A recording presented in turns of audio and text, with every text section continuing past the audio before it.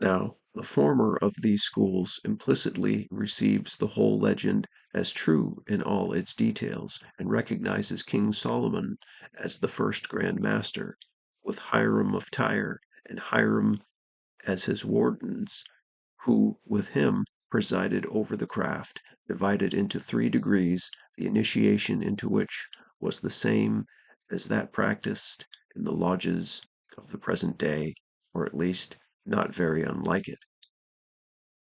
Thus, Dr. Anderson, who was the first to publicly promulgate this legend and the theory founded on it, says, in the second edition of his Constitutions, that Hiram Abiff, in Solomon's absence, filled the chair as Deputy Grand Master, and in his presence was the Senior Grand Warden.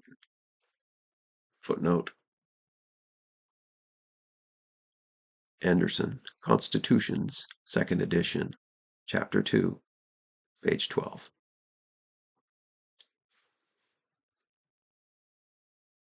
And again, that Solomon partitioned the fellow crafts into certain lodges with a master and wardens in each. Footnote.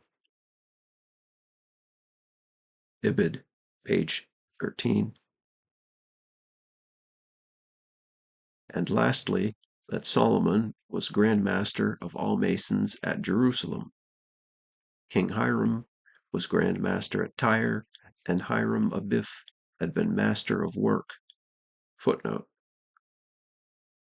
Ibid, page 15. The modern rituals have made some change in these details, but we evidently see here the original source of the legend as it is now generally believed by the fraternity. Indeed, so firmly convinced of its truth are the believers in this legend that the brand of heterodoxy is placed by them on all who deny or doubt it. On the contrary, the disciples of the latter school, whose skepticism is as excessive as is the credulity of the former, reject as fabulous everything that tends to connect Freemasonry with the Solomonic Temple. To the King of Israel they refuse all honor, and they contemptuously repudiate the theory that he was a Masonic dignitary or even a Freemason at all.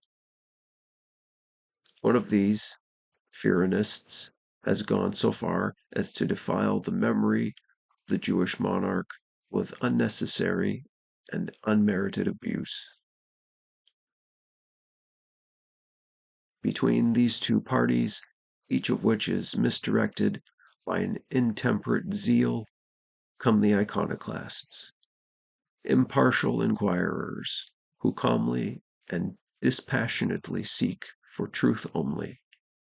These disavow, it is true, the authenticity of the temple legend in its present form. They deny that there is any proof which a historian could, by applying the just canons of criticism, admit as competent evidence that Freemasonry was organized at the building of the Temple of Solomon,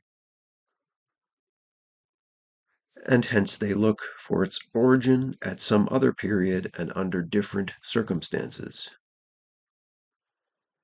But they do not reject the myth connected with the temple as being wholly unworthy of consideration. On the contrary, they respect this legend as having a symbolic significance, whose value cannot be overestimated. They trace its rise in the old constitutions. They find it plainly alluded to in the legend of the craft, and they follow it in its full development in the modern rituals. They thus recognize the influence that the story of the temple and its builders has exerted on the internal construction of the order, and hence they feel no disposition to treat it, notwithstanding its historical inaccuracy, with contumely.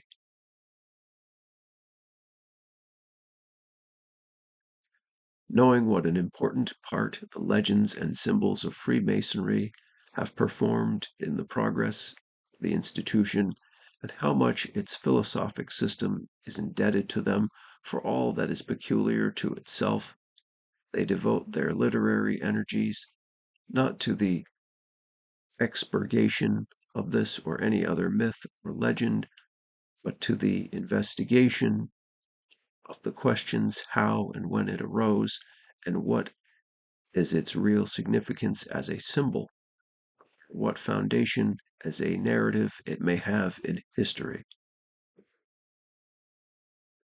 And thus they are enabled to add important items to the mass of true Masonic history which they have been accumulating. In short, the theory of the iconoclastic school is that truth and authenticity must always, and in the first place, be sought, that nothing must be accepted as historical which has not the internal and external evidences of historical verity, and that in treating the legends of Masonry, of almost every one of which it may be said, si non vero e ben trovato, if it is not true, it is well invented. We are not to reject them as altogether fabulous, but as having some hidden and occult meaning, which, as in the case of all other symbols, we must diligently seek to discover. But if it be found that the legend has no symbolic significance, but is simply the distortion of a historical fact, we must carefully eliminate the fabulous increment and leave the body of truth to which it had been added to have its just value. Such was the method pursued by the philosophers of antiquity, and Plato, Anaxagoras, and Cicero explained the absurdities of the ancient mythologists by an allegorical mode of interpretation. To this school I have for years been strongly attached, and in the composition of this work I shall adopt its principles. I do not fear that the claims of Freemasonry to a time-honored existence will be injured by any historical criticism, although the era in which it had its birth may not be admitted to be as remote as that assigned to it by Anderson or Oliver.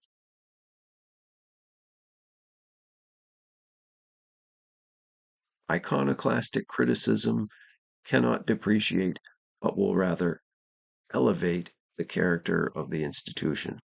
It will relieve it of absurdities, will often explain the cause of anachronisms, will purify the fabulous element, and confine it within the strict domain of history. It was a common reproach against the great Niebuhr that he had overthrown the whole fabric of early Roman history, and yet Dr. Arnold, the most competent of critics, has said of him that he had built up much more than he had destroyed, and fixed much that modern skepticism had rejected as fabulous on firmer historic grounds. Following such a method as that pursued by the most learned of modern historians, it will be necessary for a faithful and comprehensible investigation the history of Masonry to discriminate between the two periods into which it is naturally divided, the prehistoric and the historic. The historic embraces the period within which we have authentic documents in reference to the existence of the order, and will be considered in the second part of this book. The prehistoric embraces the period within which we have no authentic memorials and when we have to depend wholly on legends and traditions. The legendary history of Masonry will, therefore, be commenced in the next chapter.